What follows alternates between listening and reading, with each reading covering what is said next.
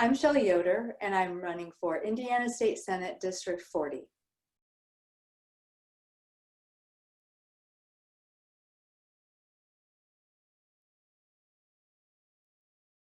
When it comes to people's abilities, there certainly is it's just an infinite spectrum. And prior to engaging politics and prior to being an educator at the Kelley School of Business at IU, I was a nonprofit executive, and I worked in the field of eating disorders.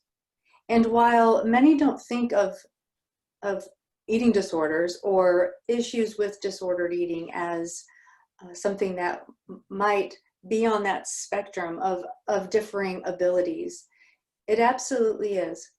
And my work with families, my work with individuals made clear that issues of, this is disordered eating, but issues of different kinds of mental illness, issues of addiction, different kinds of DSM-5 diagnoses. These are real concerns, and more individuals are recognizing this and seeing issues of mental well-being part of the whole the whole person's health.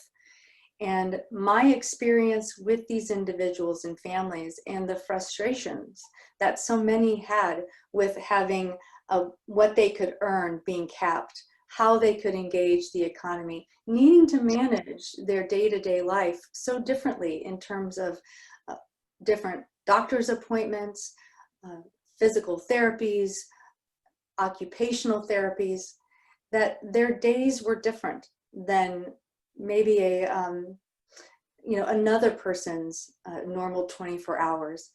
So we need to take this into consideration. I know it has deeply and personally impacted my own life, and I will take those experiences and certainly the memories of working with those individuals and families with me every day to the State House.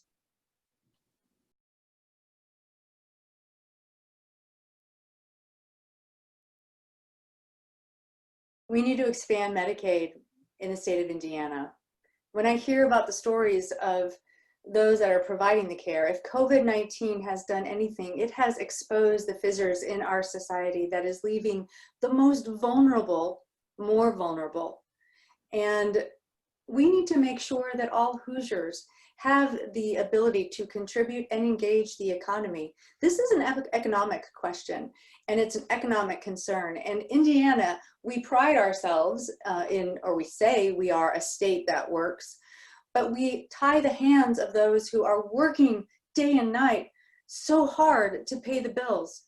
So what we can do is make sure that we're expanding Medicaid and making the important profession that you are, that provide the care to residents and those who who receive services from Stove Belt, the kinds of wages and salaries that they can support a family and pay the bills.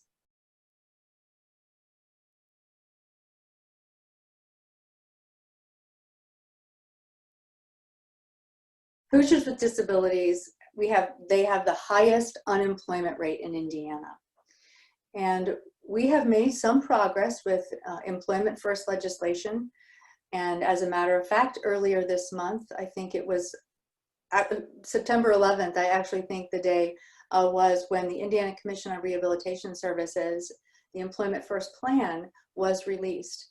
And I will stand with those that are trying to not just advance this plan, but making sure the recommendations in the plan actually come to fruition.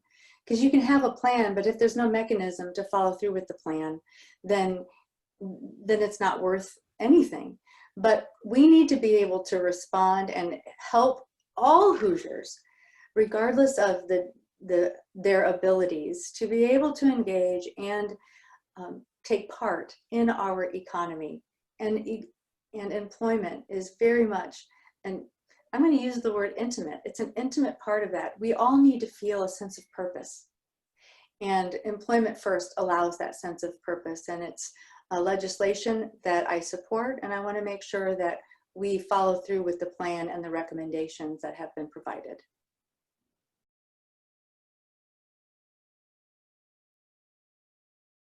COVID-19 certainly has exposed some real deep need in our communities throughout Indiana. We will see a budget shortfall, and what we need are fighters to ensure that those that are in our state, the most vulnerable in our state, the ones that COVID-19 hit the strongest and had the greatest impact, are certainly not cut from our budget and need that protection. So the priorities I have are investments in our infrastructure. And I'm not talking roads and bridges and highways. Those are parts of infrastructure. But we know that other parts of infrastructure include healthcare and being sure that all people have access and good access to healthcare is part of that. And expanding Medicaid, making sure that education, training, and retraining are parts of our infrastructure. Access to reliable broadband service is part of our infrastructure.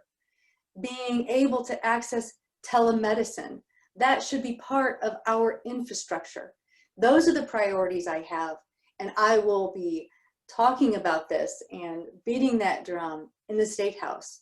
And I look forward to working with the families and the individuals at Stone Belt to make sure that their voices are heard and that they feel that they have somebody not only just listening, but fighting for them.